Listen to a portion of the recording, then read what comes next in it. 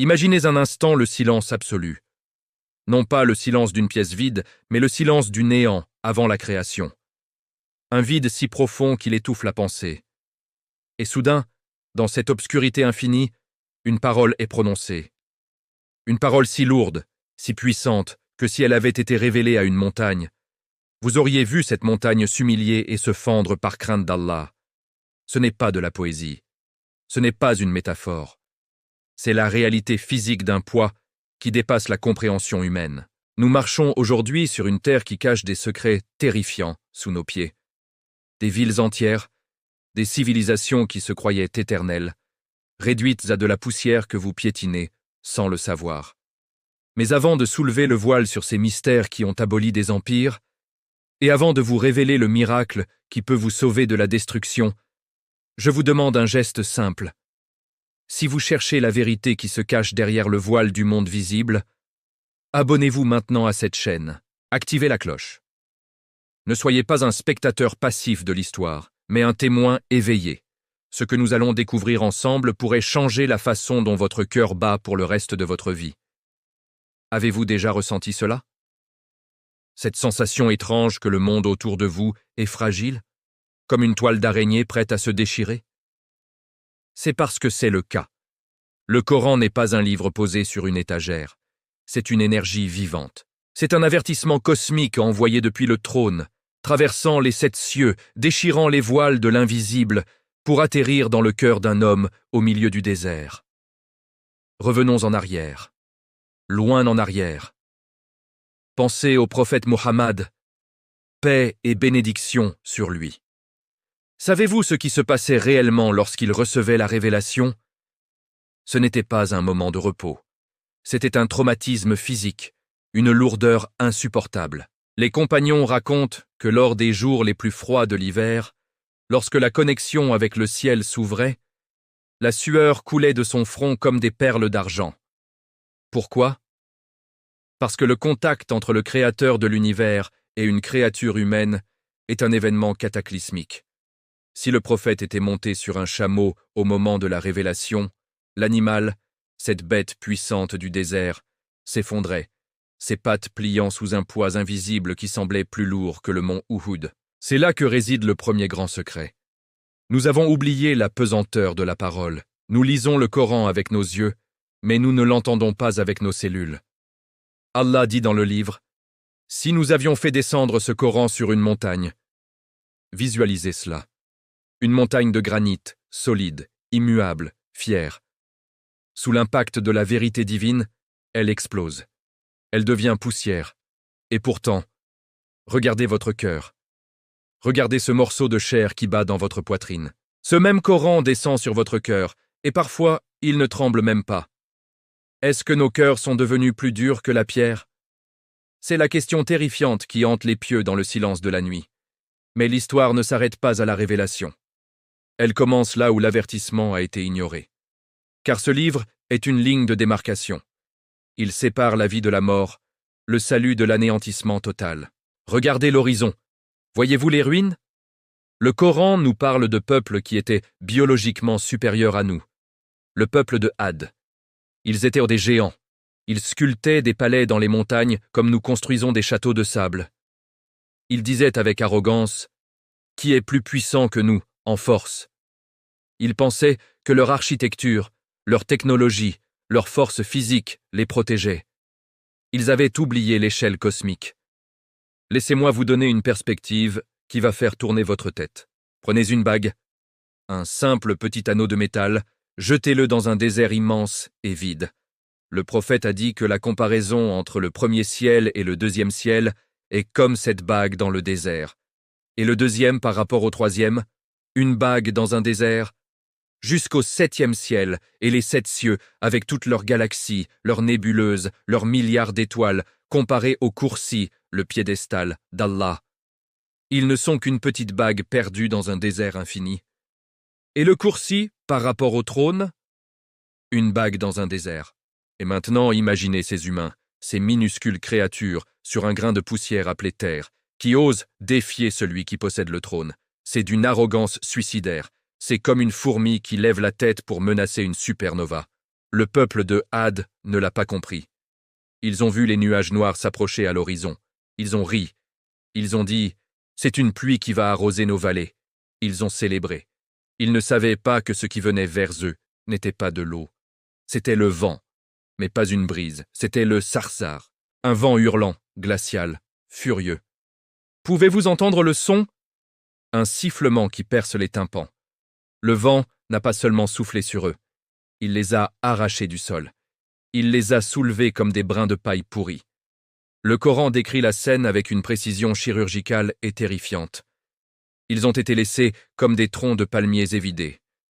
Imaginez leur corps puissant, vidé de l'intérieur, tordu, brisé, jeté au sol, la tête séparée du corps par la force de la tempête. 7 nuits et 8 jours. Le vent ne s'est pas arrêté. Il n'a pas eu de pitié, il a nettoyé la terre de leur arrogance. Aujourd'hui, il ne reste d'eux que des histoires effrayantes et des ruines que le sable recouvre lentement. Pourquoi je vous raconte cela? Est-ce pour vous faire peur? Non. C'est pour vous réveiller. Car le même Dieu qui a envoyé le vent sur Had est le Dieu que vous priez ou que vous ignorez aujourd'hui. Les lois de l'univers n'ont pas changé. L'avertissement est toujours actif. Nous vivons dans une époque où l'homme pense avoir conquis la nature, où nous croyons que nos gratte-ciel nous protègent, que nos comptes en banque sont des forteresses. Mais le Coran est là, vibrant, palpitant, nous rappelant que tout cela n'est qu'illusion. La vie présente n'est que jouissance trompeuse.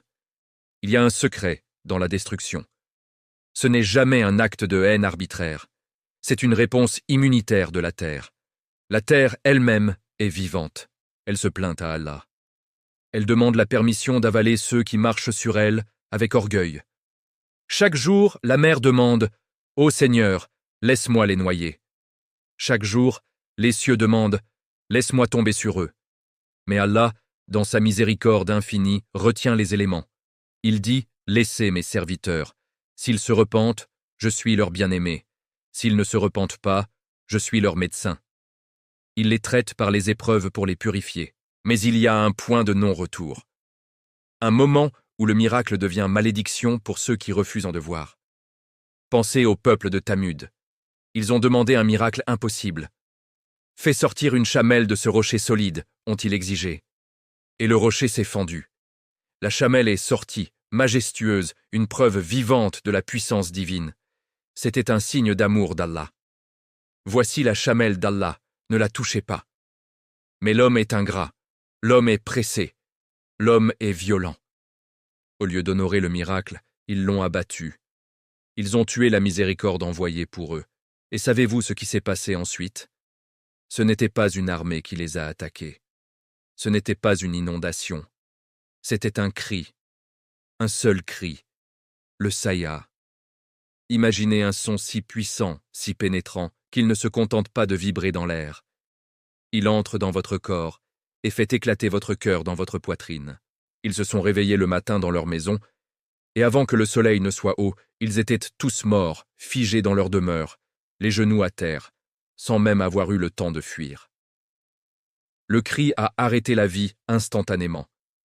Le silence est revenu sur la ville de Thamud, un silence de mort qui règne encore aujourd'hui sur leurs ruines maudites en Arabie. Le prophète, en passant par là des siècles plus tard, a couvert sa tête et a accéléré le pas. Il a dit à ses compagnons, « Ne pleurez pas pour eux, de peur que ce qui les a touchés ne vous touche aussi. » C'est cela, la réalité du Coran. C'est un livre qui navigue entre ces deux extrêmes, la douceur infinie de la miséricorde et la violence absolue de la justice divine. Il n'y a pas de zone grise. Soit vous êtes sous l'ombre de la protection, soit vous êtes exposé à la fureur des éléments.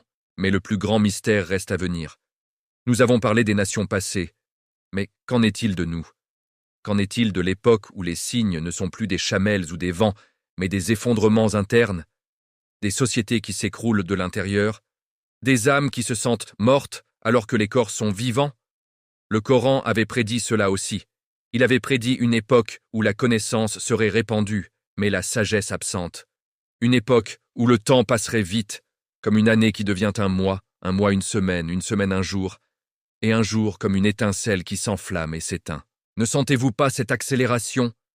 Ne sentez-vous pas que quelque chose de gigantesque se prépare dans les coulisses de l'univers? Nous sommes assis au bord d'un précipice et nous jouons avec nos téléphones. Alors que le Coran, ce miracle éternel, crie silencieusement depuis nos étagères poussiéreuses. L'heure est proche et la lune s'est fendue. Ce que je vais vous dévoiler dans la suite de cette série va vous glacer le sang et réchauffer votre cœur en même temps. Nous allons explorer les signes subtils qui se déroulent sous nos yeux. Nous allons voir comment le Coran décrit la fin physique de l'univers avec des détails que l'astrophysique moderne commence à peine à comprendre. Le ciel qui se plie comme un parchemin. Les étoiles qui perdent leur lumière et deviennent ternes. Les océans qui s'allument en feu. Mais avant d'arriver à la fin, nous devons comprendre le milieu. Nous devons comprendre le combat qui se joue en ce moment même pour votre âme. Il y a une guerre invisible. Et votre cœur est le champ de bataille. Le Coran est votre seule arme. Mais une arme ne sert à rien si vous ne savez pas comment la dégainer. Préparez-vous. Respirez profondément. Ce que nous avons vu jusqu'ici n'était que l'introduction, le frisson avant la tempête. Les secrets que nous allons déterrer dans le prochain chapitre concernent un homme qui a vu l'enfer de ses propres yeux lors de son vivant et un miracle qui a défié les lois de la physique devant une foule stupéfaite. Restez avec moi. L'histoire ne fait que commencer. Si le vent a emporté les géants de Had et si le cri a figé les cœurs de Thamud, il existe une forme de destruction encore plus terrifiante, car elle est née de l'illusion la plus dangereuse de toutes, l'illusion de la divinité. Nous entrons maintenant dans l'histoire de l'homme qui a défié le ciel, non pas par ignorance, mais par une arrogance si froide et calculée qu'elle a fait frémir les anges. Cet homme n'est pas un mythe. Son corps repose aujourd'hui dans un musée, froid et momifié, un témoin silencieux d'une guerre perdue contre l'infini. Je parle de Pharaon. Mais ne faites pas l'erreur de penser que c'est de l'histoire ancienne. Pharaon est un archétype. Il vit dans chaque tyran moderne, dans chaque cœur qui refuse de se soumettre, dans chaque instant où vous dites « moi » au lieu de dire « Allah ». Imaginez le pouvoir absolu. Pharaon ne se contentait pas de régner, il se faisait adorer. Il disait « Je suis votre Seigneur le Très-Haut ». Il regardait le Nil couler et disait « Ces rivières ne coulent-elles pas sous mon commandement ?» Il pensait posséder l'eau. Il pensait contrôler la vie et la mort. Il égorgeait les nouveau-nés pour préserver son trône, inondant la terre du sang des innocents. Il se sentait invincible, entouré de sorciers, d'armées et de murailles d'or. Mais Allah a un sens de l'ironie cosmique qui est à la fois sublime et terrifiant. Il n'a pas envoyé une armée d'anges pour détruire Pharaon au début. Il a envoyé un homme avec un bâton, un berger qui bégayait. Moussa, Moïse, paix sur lui. C'est ici que l'échelle cosmique entre en jeu.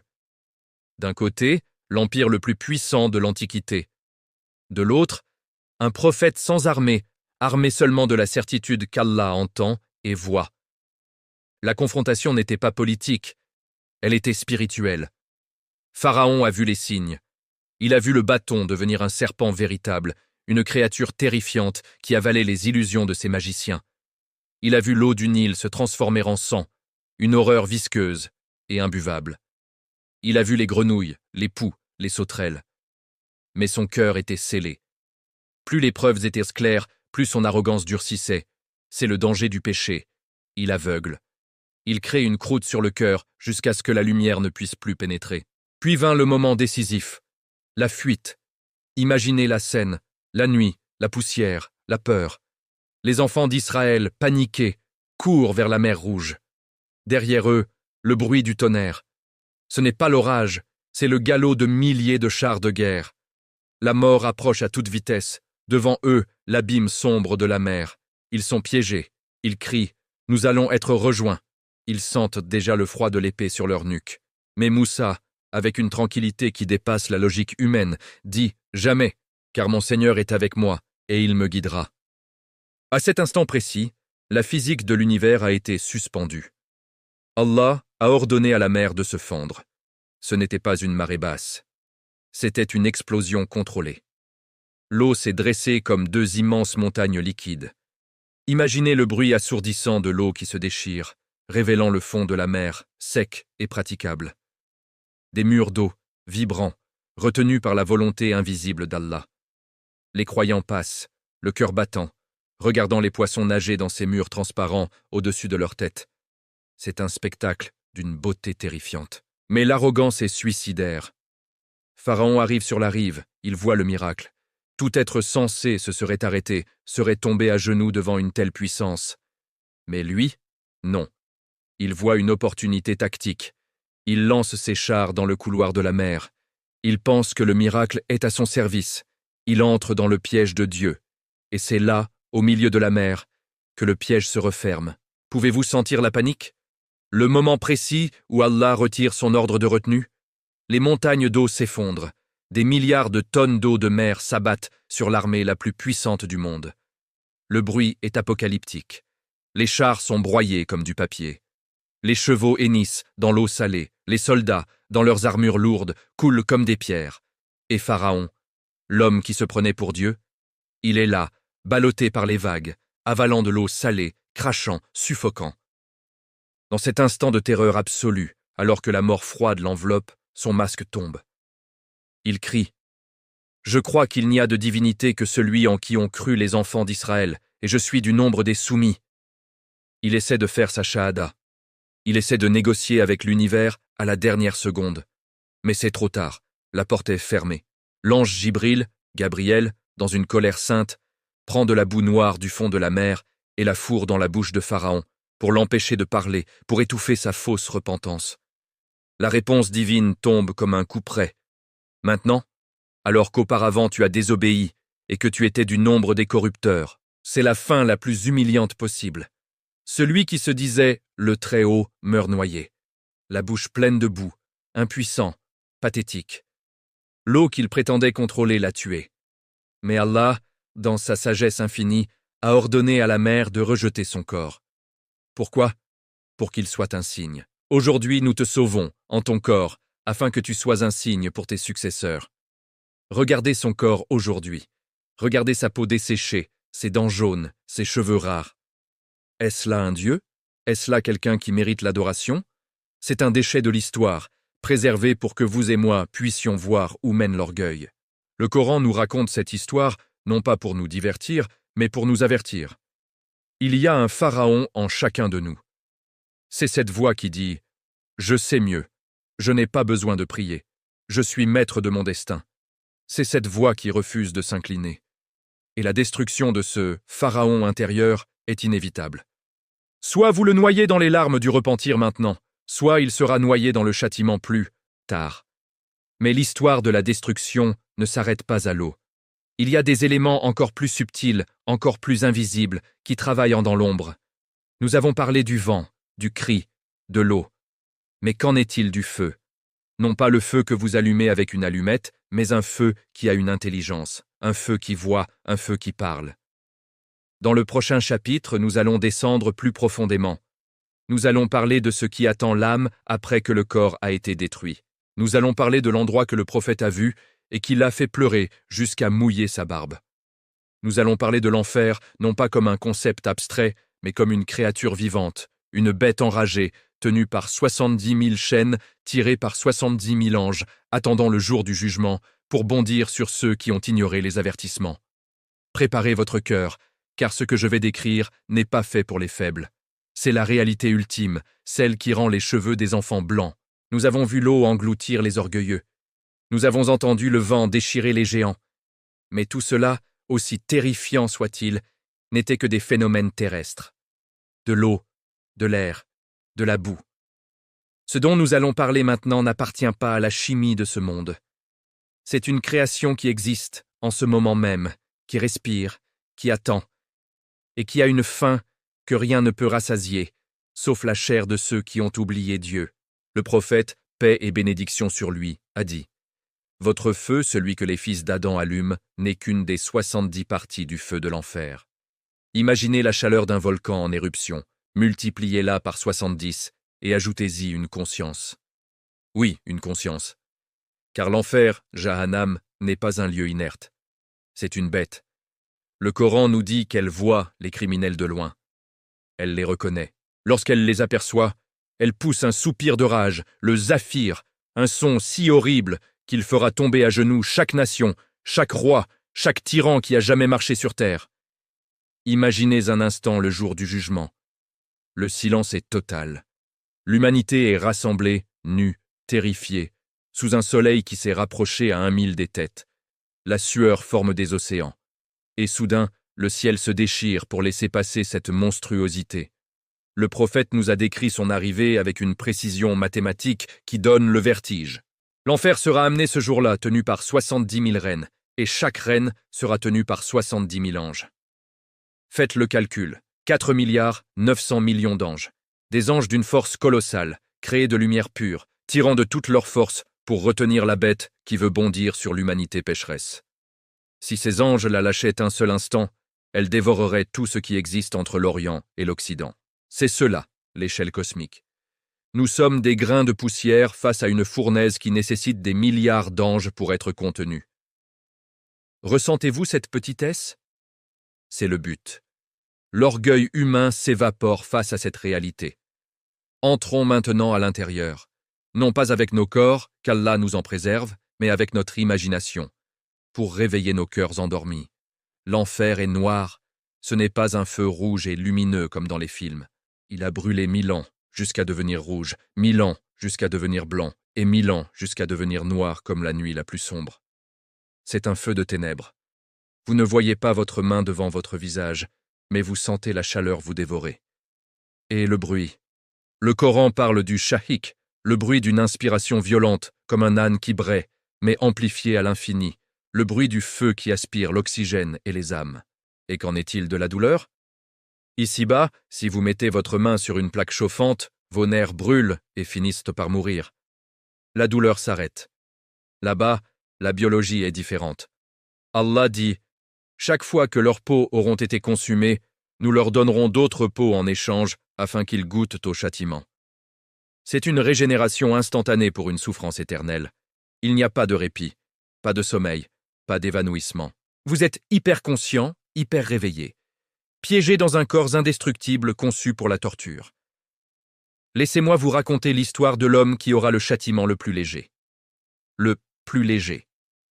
C'est un homme qui sera placé sur des braises ardentes, juste sous la plante de ses pieds. La chaleur montera instantanément à travers ses veines, ses os, jusqu'à son crâne. Et là, son cerveau se mettra à bouillir comme de l'eau dans une marmite sur un feu vif.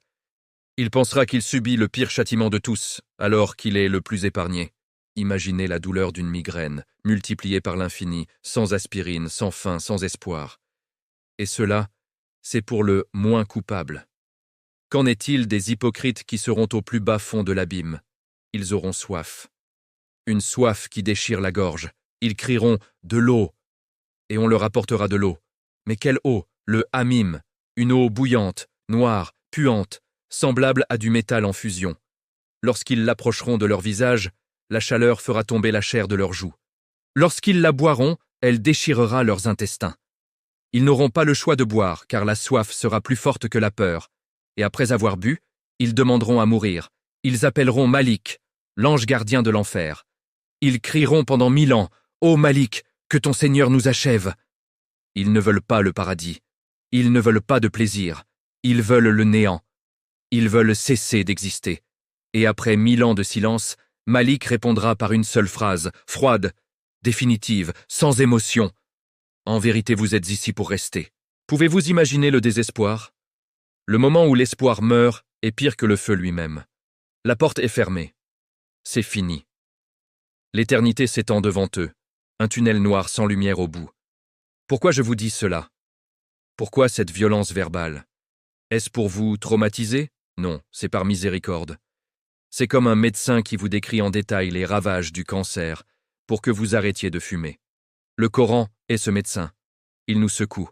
Il nous hurle dessus parce que nous marchons les yeux fermés vers une falaise. Nous sommes obsédés par nos carrières, nos likes, nos petites disputes, alors que ce feu rugit juste derrière le voile de la mort. Mais écoutez bien, car voici le secret qui change tout. Il y a une barrière entre vous et ce feu, une barrière si fine, mais si puissante. C'est une larme, une seule larme versée par crainte d'Allah dans la solitude de la nuit. Le prophète a dit, « L'œil qui a pleuré par crainte d'Allah ne verra jamais le feu. » C'est incroyable, n'est-ce pas? Une goutte d'eau salée, minuscule, fragile, a le pouvoir d'éteindre des océans de feu. C'est la miséricorde d'Allah. Il ne veut pas nous punir, il veut nous réveiller. Il a créé l'enfer pour que nous fuyions vers le paradis. Et il y a une autre protection. Un bouclier invisible que vous pouvez porter chaque jour. C'est le Coran lui-même. Il y a des versets qui, s'ils sont ancrés dans votre cœur, agiront comme une armure en titane contre les flammes.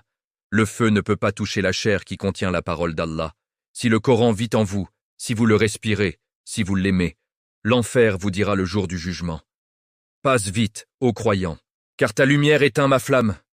Oui, vous avez bien entendu. Votre lumière, la lumière de la foi, est plus puissante que le feu de l'enfer. Vous êtes plus fort que la bête si vous êtes avec Allah. Nous avons traversé l'horreur. Nous avons vu le fond du gouffre. Maintenant, il est temps de lever les yeux. Il est temps de voir ce qu'Allah a préparé pour ceux qui résistent, pour ceux qui s'accrochent à la braise de la foi dans un monde de ténèbres. Dans le prochain chapitre, nous allons vivre le climax, le moment où le destin bascule. Nous allons parler d'une nuit qui vaut plus que 1000 mois. Une nuit où les anges descendent en si grand nombre qu'ils couvrent l'horizon. Une nuit où votre nom peut être effacé de la liste des damnés et inscrit sur la liste des bienheureux pour l'éternité. Préparez-vous à passer de la terreur à l'extase. Préparez-vous à découvrir la clé secrète qui ouvre les 8 portes du paradis. Respirez. Sentez-vous ce changement dans l'air? Après la terreur du feu, après le fracas de la destruction, il y a un silence. Mais ce n'est pas le silence de la mort. C'est le silence qui précède le lever du soleil. C'est le calme après la tempête. Nous avons parlé de la colère d'Allah, qui est réelle et terrible. Mais nous avons failli oublier le secret le plus bouleversant de tous, celui qui est inscrit sur le trône lui-même. Ma miséricorde l'emporte sur ma colère. Imaginez une balance cosmique. Sur un plateau, mettez tous les péchés de l'humanité. Les meurtres de Pharaon, l'arrogance de Had, les mensonges, les vols, vos propres erreurs, vos nuits d'oubli, vos regards interdits. Ce plateau est lourd, noir, puant. Il semble prêt à faire basculer l'univers vers l'enfer. Mais sur l'autre plateau, Allah dépose une seule chose, sa rahma, miséricorde. Et soudain, le plateau des péchés s'envole comme une plume dans un ouragan. Pourquoi? Parce que le péché est limité, créé, fini. La miséricorde d'Allah est incréée, infinie, éternelle. Il y a un moment précis dans l'année où cette réalité physique touche la terre. Ce n'est pas une métaphore, c'est un événement astronomique et spirituel. Je parle de Laylatul Qadr, la nuit du destin. Savez-vous ce qui se passe réellement cette nuit-là? Oubliez les calendriers, oubliez les calculs, visualisez le ciel. Le prophète nous a dit que durant cette nuit, les anges descendent sur terre. Combien sont-ils? Sont-ils 1000? 1 million? Non. Il a dit qu'ils sont plus nombreux que les cailloux sur la surface de la terre. Regardez le sol. Comptez les pierres, les grains de sable, les rochers des montagnes, les graviers au fond des océans. Chaque pierre a son équivalent angélique descendant du ciel cette nuit-là. L'espace entre le ciel et la terre devient saturé. Il y a un embouteillage de lumière. L'air devient dense, non pas d'humidité, mais de sainteté. Pourquoi descendent-ils? Ils ne viennent pas pour le tourisme, ils viennent pour vous. Ils cherchent les maisons où le Coran est récité. Ils cherchent les fronts posés au sol. Ils entourent les croyants, ailes contre épaules, remplissant vos chambres, vos mosquées, vos rues. Vous ne les voyez pas, mais votre âme les sent. C'est pour cela que cette nuit-là, vous ressentez une paix étrange, une salame qui dure jusqu'à l'aube. Ce n'est pas juste une émotion psychologique, c'est la pression physique de milliards d'êtres de lumière qui étouffent les démons et apportent la tranquillité du trône. Et parmi eux, il y a l'esprit, Ar-Ruh, Jibril, Gabriel lui-même, l'ange qui a détruit le peuple de Lot avec le bout de son aile, l'ange qui a fait trembler les montagnes, descend cette nuit-là pour serrer la main des croyants. Imaginez cela. La créature la plus puissante de l'univers, après Allah, descend dans votre petite chambre pour dire « Amin » à vos invocations. Si le voile se levait une seconde, la lumière de cette nuit vous aveuglerait instantanément. C'est ici que l'arithmétique divine défie toutes les lois mathématiques. Allah nous dit « La nuit du destin vaut mieux que 1000 mois. » Faites le calcul. 1000 mois, c'est 83 années et 4 mois. une vie humaine entière. Imaginez un homme qui a adoré Allah chaque seconde pendant 83 ans, sans jamais pécher, sans jamais dormir, jeûnant chaque jour, priant chaque nuit. C'est impossible, n'est-ce pas? Et pourtant, en une seule nuit, de l'heure du Maghreb jusqu'à l'aube, disons 10 heures, vous pouvez dépasser cet homme. C'est le cheat code ultime de l'existence. C'est la faille dans le système que Dieu a créé par amour pour nous. Vous entrez dans la nuit en étant un pécheur condamné, couvert de la crasse de vos erreurs. Vous levez les mains. Vous dites sincèrement « Ô Allah, tu es le pardonneur, tu aimes le pardon, alors pardonne-moi. » Et boum! En une seconde, 83 années de péché sont effacées et remplacées par 83 années d'adoration pure. Vous ressortez au matin plus pur qu'un nouveau-né, avec un compte en banque spirituel qui ferait de vous un milliardaire au paradis. Mais ce n'est pas tout. Le Coran n'est pas seulement un livre qui descend cette nuit-là, il devient un être vivant. Il prend forme. Nous avons parlé de l'enfer, comme d'une bête. Le Coran, lui, est un avocat. Le meilleur avocat de l'univers. Visualisez le moment terrifiant de votre propre mort. Vous êtes descendu dans la tombe. La terre est jetée sur vous. Les pas de votre famille s'éloignent. Vous êtes seul dans le noir total, écrasé par la terre. Soudain, deux anges terrifiants, Munkar et Nakir, perçant les murs de la tombe. Ils ont des yeux comme des chaudrons de feu et des voix comme le tonnerre. Ils viennent pour vous interroger, et peut-être pour vous punir. Vous êtes paralysé par la terreur. Mais si vous étiez un compagnon du Coran, quelque chose d'incroyable se produit. Une forme lumineuse, belle, parfumée, se dresse à la tête de votre tombe. Les anges de la punition essaient d'approcher par la tête. Le Coran se lève et dit « Vous ne passerez pas par ici. Il passait ses nuits à me réciter, il a fatigué ses yeux pour me lire. Vous ne le toucherez pas. » Les anges essaient de venir par les pieds. Le Coran se déplace et dit « Ses pieds se sont tenus debout en prière avec moi. » Arrière. Le prophète a dit que le Coran argumentera. Il ne suppliera pas. Il argumentera avec autorité jusqu'à ce qu'il obtienne votre sécurité. Imaginez cette scène. La parole d'Allah se dressant contre le châtiment d'Allah pour sauver le serviteur d'Allah. C'est un choc de titan spirituel et le Coran gagne toujours.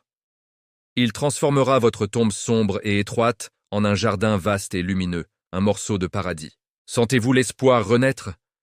Sentez-vous que tout n'est pas perdu? C'est cela le but. Allah ne vous a pas raconté l'histoire de Pharaon pour vous déprimer, mais pour vous montrer ce que vous évitez grâce à sa miséricorde. Il ne vous a pas décrit l'enfer pour vous y mettre, mais pour vous faire courir vers ses bras ouverts. Nous vivons une époque étrange, une époque de distraction massive.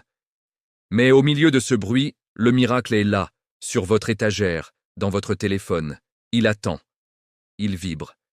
Il contient les clés pour ouvrir les portes du ciel et fermer les portes de l'enfer. Vous avez maintenant vu l'échelle cosmique. Vous avez vu la destruction des tyrans. Vous avez vu la bête de feu. Et vous avez vu la descente des anges. Vous êtes au carrefour de votre destin. Il ne reste qu'une seule chose à faire. Une chose pratique. Une chose que vous pouvez faire dès que cette vidéo se termine pour sceller votre sort du côté des gagnants. Je ne vais pas vous laisser partir avec juste des émotions. Je vais vous donner l'arme. Je vais vous donner la formule exacte, les mots précis, la stratégie spirituelle pour transformer cette connaissance en protection blindée. Dans le dernier chapitre, je vais vous révéler la résolution pratique. Ce n'est pas juste une prière, c'est un pacte. Je vais vous donner les versets qui, s'ils sont lus ce soir, feront que même si vous mourrez dans votre sommeil, vous vous réveillerez au paradis. Êtes-vous prêt à recevoir l'ultime secret? Êtes-vous prêt à verrouiller votre cœur contre le doute et à l'ouvrir à l'infini? Nous voici arrivés au terme de ce voyage. Mais en réalité, tout ne fait que commencer pour vous. Jusqu'à présent, nous avons été des spectateurs. Nous avons regardé l'histoire. Nous avons regardé le cosmos. Mais l'islam n'est pas un sport de spectateurs. C'est un sport de combat. Le combat contre votre propre âme, contre les distractions, et contre un ennemi invisible qui a juré de vous entraîner dans l'abîme avec lui. Vous avez besoin d'une arme, et pas n'importe laquelle. Je vais vous confier maintenant le secret qui faisait trembler les démons à l'époque du prophète et qui a le même pouvoir nucléaire aujourd'hui, dans votre chambre, au XXIe siècle. Écoutez bien, car ce que je vais dire peut sauver votre vie et votre au-delà.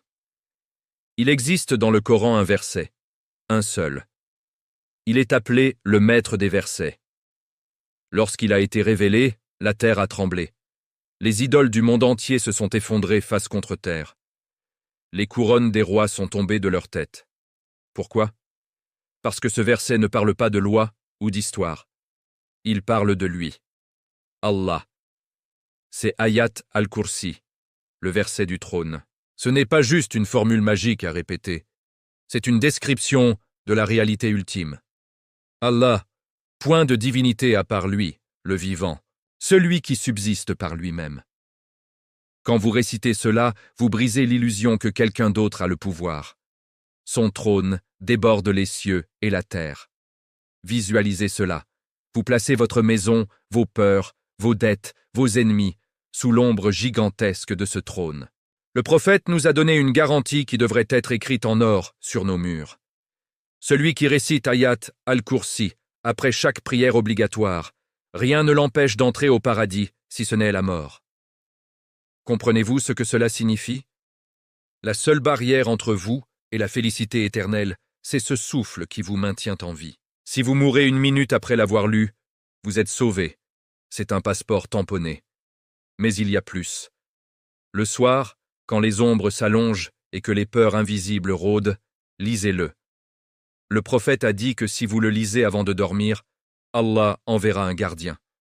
Un ange spécial chargé de rester à votre chevet toute la nuit. Imaginez cela.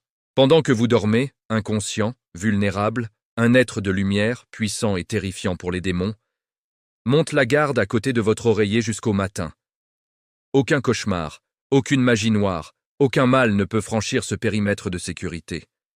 C'est votre dôme de fer spirituel. Et pour ceux qui sentent que le poids du monde est trop lourd, il y a un autre trésor. Un trésor qui n'a pas été révélé sur terre, mais donné directement au prophète lors de son ascension au-delà du 7e ciel, directement sous le trône. Ce sont les 2 derniers versets de la sourate Al-Baqarah, Amanar Rasoul. Le prophète a dit, celui qui les récite la nuit, cela lui suffit. Cela lui suffit pourquoi? Pour tout. Cela suffit contre la dépression. Cela suffit contre l'anxiété. Cela suffit contre la pauvreté. Cela suffit contre les djinns. C'est une suffisance totale. C'est Allah qui dit « Je m'occupe de tout. Dors tranquille ». Alors quelle est votre excuse maintenant? Vous avez vu la destruction des tyrans pour comprendre que l'orgueil est mortel. Vous avez vu l'enfer pour savoir ce que vous fuyez. Vous avez vu la nuit du destin pour savoir ce que vous cherchez. Et maintenant, vous avez l'arme. Le Coran est une corde tendue entre le ciel et la terre. Un bout est dans la main d'Allah et l'autre bout est juste là, devant vous. Allez-vous le saisir? Ou allez-vous laisser vos mains glisser et tomber dans le vide? Ce soir, ne dormez pas comme d'habitude. Ne laissez pas votre téléphone être la dernière chose que vos yeux voient. Faites vos ablutions. Sentez l'eau fraîche sur votre visage comme si elle lavait vos péchés. Asseyez-vous face à la Qibla. Prenez ce livre et lisez. Lisez jusqu'à ce que votre cœur fonde. Lisez jusqu'à ce que vous sentiez que la pièce n'est plus vide, mais remplie de la présence des anges. Nous allons conclure ce voyage par une invocation. Je veux que vous disiez « Amin » du plus profond de votre âme. Pas avec votre langue, mais avec votre douleur, avec votre espoir. Ô Allah, fais du Coran le printemps de nos cœurs, la lumière de nos poitrines, la dissipation de nos tristesses et la fin de nos soucis. Ô Seigneur de l'univers, si nous avons été des tyrans envers nous-mêmes comme Pharaon, pardonne-nous comme tu as pardonné aux magiciens. Si nos cœurs sont durs comme la pierre, fais jaillir l'eau de la foi comme tu l'as fait pour Moussa. Protège-nous du feu dont le combustible est les hommes et les pierres. Fais-nous entrer au paradis sans jugement et sans châtiment. Et fais que nos derniers mots dans ce monde soient « La ilaha illallah ». Maintenant, j'ai une dernière mission pour vous, et c'est la plus importante. Ce message que vous venez d'entendre, cette secousse que vous venez de ressentir, ne la gardez pas pour vous. Ce serait de l'égoïsme spirituel. Il y a quelqu'un, quelque part, dans votre liste d'amis, qui est au bord du gouffre. Quelqu'un qui pense à abandonner. Quelqu'un qui ne sait pas qu'il est en danger. En partageant cette vidéo, vous ne faites pas juste un clic. Vous lancez une bouée de sauvetage. Si une seule personne se repent, si une seule personne se met à prier, si une seule personne échappe à l'enfer grâce à votre partage, vous aurez une part de sa récompense pour l'éternité sans que la sienne ne soit diminuée. C'est cela le commerce avec Allah. Un investissement qui ne fait jamais faillite. Devenez un maillon de cette chaîne de lumière. Abonnez-vous pour rejoindre notre armée de cœurs éveillés. Partagez cette vidéo comme si c'était un secret vital. Et souvenez-vous toujours, peu importe la noirceur de la nuit, l'aube est toujours promise à ceux qui attendent en priant. Que la paix soit sur vous, et que la lumière du Coran guide chacun de vos pas.